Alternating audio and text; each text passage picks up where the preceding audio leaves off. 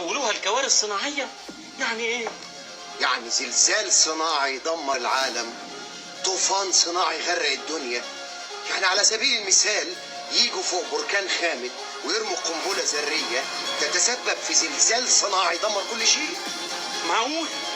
ده تقرير سري حصل عليه علماء من زملاء ليهم في نفس الدول اللي بتبحث الحكاية. وليه؟ هي الحروب مش كفاية؟ لا مش كفاية.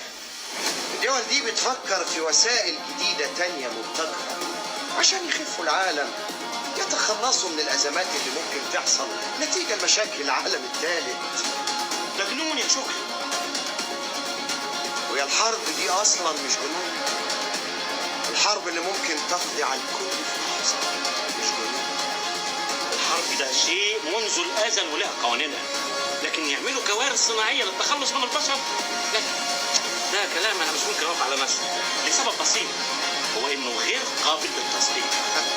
وهنروح بعيد ليه؟ هي قنابل الجراثيم دي مش برضو نوع من أنواع الكوارث الصناعية زي الأوبئة الطبيعية اللي بتخلص للناس؟ شكري يا حبيبي، إحنا محسوب علينا اللي بننشره، ومحسوب علينا السكوت عن أي شيء يهدد البشر. أيوة بس ده كلام مش رسمي، مفيش حد أعلن عنه خالص. هو في حد أعلن عن القنبلة الذرية لغاية ما فجروه؟ الكوارث الطبيعية هيحولوها لكوارث صناعية؟